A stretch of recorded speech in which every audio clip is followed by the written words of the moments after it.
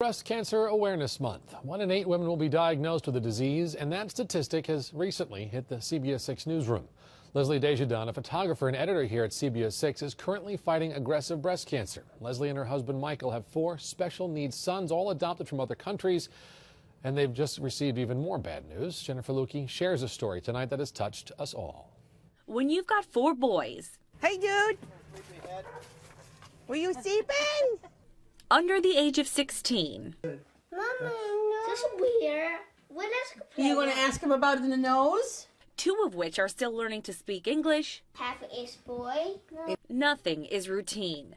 While chasing after them, Leslie Desjardins took a spill down the stairs. Her doctor sent her for an MRI on her knee and told her while she was there to get a mammogram too. And it was come back, and then it was come back again. And then it was, oh, now we're going to do an ultrasound.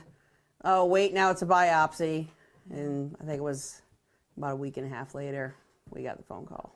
Aggressive breast cancer that would require immediate surgery. For a very personal reason, Leslie decided that she would have both breasts removed. My mother had just died 2 years ago of the same thing. And I spent 20 years with my mom.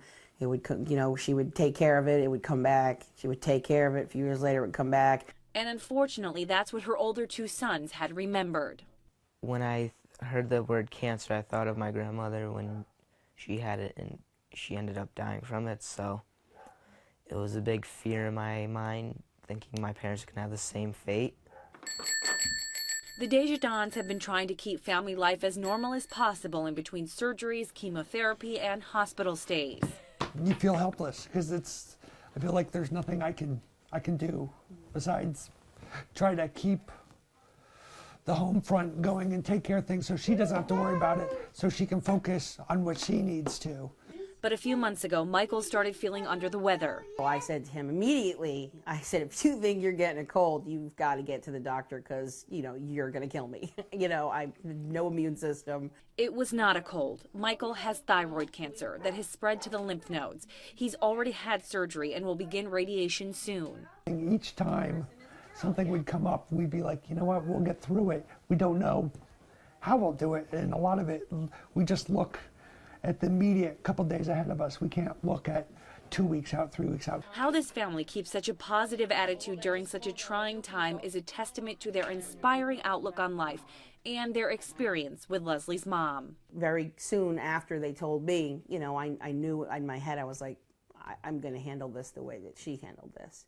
You know, and at the end of the day, you know, we kind of say between ourselves all the time, we could sit here and we could be miserable and we could be angry and we could complain and gripe and moan and groan and go round and round and round and round and end up back in the same place. It's not going to change anything.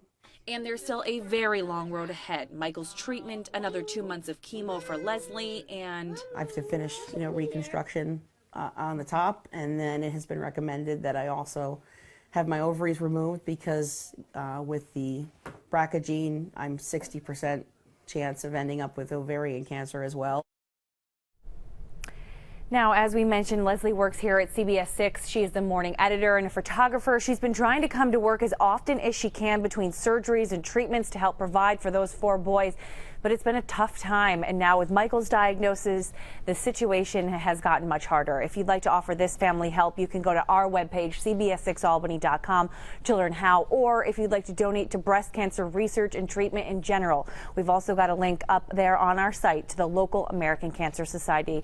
And you know, Liz, Jerry, you guys know Leslie very well. She's got a heart of gold. She would give you the shirt off her back. You can see that in the children that she's adopted from orphanages, you know, around the world. And it's just a horrible thing to have happen to such a strong, giving family. Yeah, and you know, you alluded to this about the keeping their sense of humor even. You know, I know we all, every day, will sit and talk to Leslie about the latest thing that seems like it's one hurdle after another after another. And she keeps smiling, you know, looking to the, you know, the end of this road.